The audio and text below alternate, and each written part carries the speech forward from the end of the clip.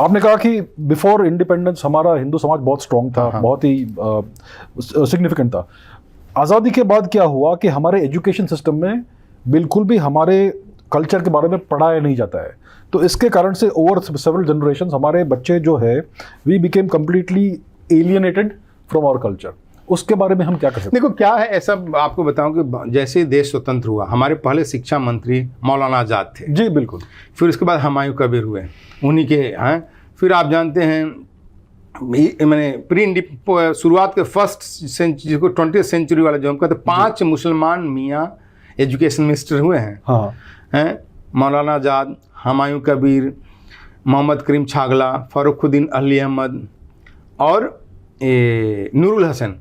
तो अगर मोहम्मद करीम छागला को थोड़ा टाइमिंग छोड़ो, 4 तो बड़े पॉइजनस एंटी हिंदू लोग थे ना। अच्छा। तो वो लोग जानते थे कि भारत पार्टीशन हो गया, मुसलमानों का अब उतना पॉलिटिकल इन्फ्लुएंस नहीं है, तो इस देश को कैसे सबहट करो, है ना।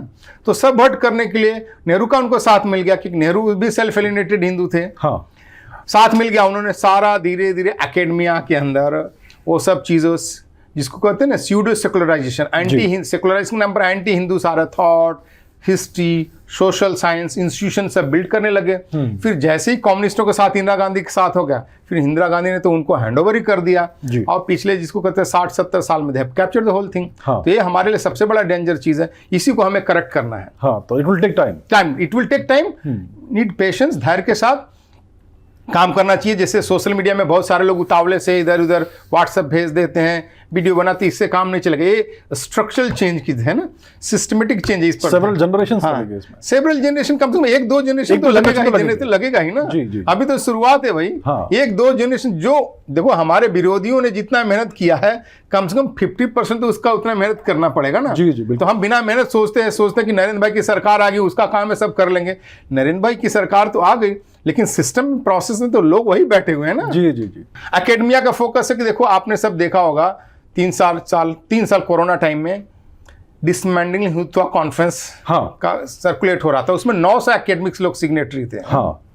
ये क्यों हुआ?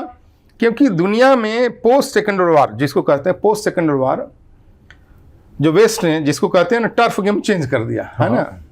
टर्फ गेम चेंज कर दिया, उन्होंने डिपार्टमेंट रिलीजियस स्टडी हर जगह शुरू कर दिए, और उसमें उन्होंने अपने स्कॉलर बनाए ना। आप देखो, वेस्ट के, अमेरिका, यूरोप के डिपार्टमेंट रिलीजियस स्टडी में क्रिश्चियनिटी पढ़ाने वाला क्रिश्चियन फादर या प्रैक्टिसिंग क्रिश्चियन है ना। इस्लाम को पढ़ाने वाला प्रैक्टिसिंग इस्लाम का है ना। जूजाइडिज्म को पढ़ाने वाला प्रैक्टिसिंग जूस है ना। किंतु हिंदू को पढ़ाने वाला एक भी प्रैक्टिसिंग हिंदू नहीं। क्यों? कि हमने हिंदुओं का जो भारत होम टर्फ है ना, घर है ना, यहाँ हमने वो नॉलेज प्रोड्यूस करने वाले स्कॉलर पैदा नहीं किए ना। तो हिंदू को पढ़ाने वाले सारे एंटी हिंदू, जो हिंदू को सबवर्ट करने वाला ही प्रोफेसर है ना।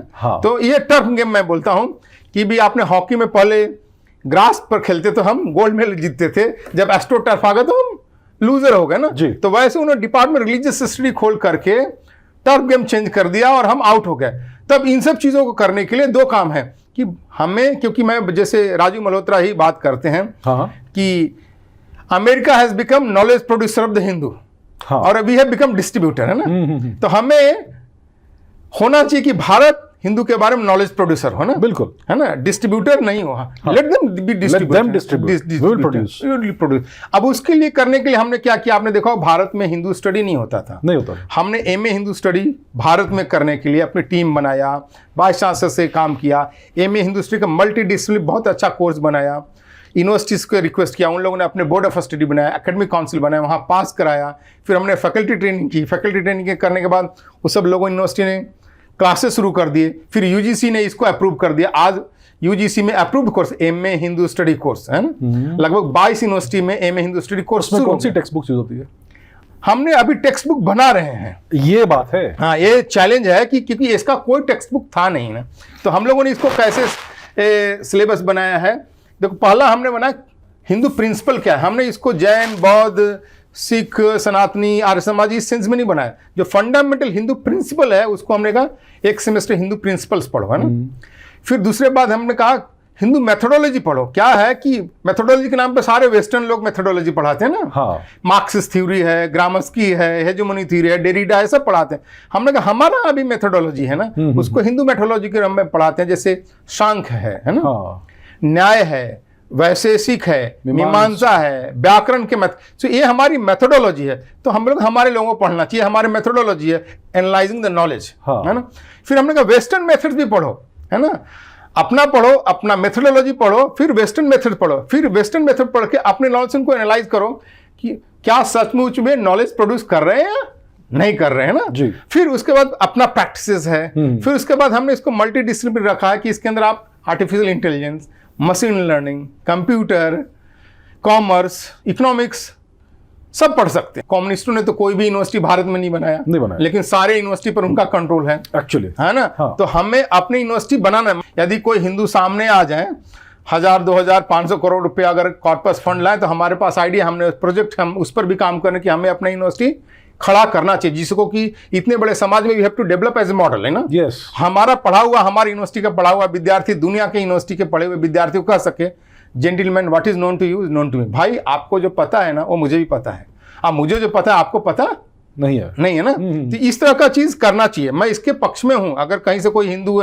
ऐसे प्रपोजल लेके आता, हमारे पास थॉट प्रोसेस इस पर थोड़ा बेसिक। कितना कैपिटल लगेगा?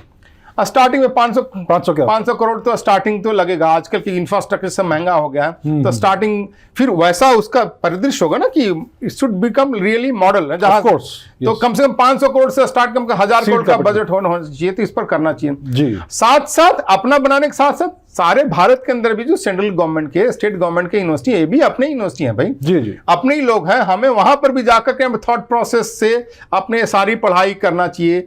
वहां का जो यूनिवर्सिटी सिस्टम में जो सिलेबस चल रहे हैं, हाँ। जो मार्क्सिज्म हर जगह घुसेड़ दिया उन लोगों ने, है ना, हाँ। उसको सिलेबस सिस्टम को क्लीन करना चाहिए। नहीं तो क्या है, अमेरिका जैसा दुनिया का सबसे most powerful science technology develop, economically powerful, military powerful देश आज डिक्लाइनिंग हो रहा है, क्योंकि अमेरिका में ही मार्क्सिस्ट लोगों ने घुस करके उनके अमेरिकन एकेडमिक पर कब्जा करके अब उन्हीं के द्वारा अमेरिका को डिस्ट्रॉय कर रहे हैं। बिल्कुल, ये प्रोसेस भारत में भी शुरू हो गया। तो इसको रोकना है, हाँ। उसको क्लीन अप करना है।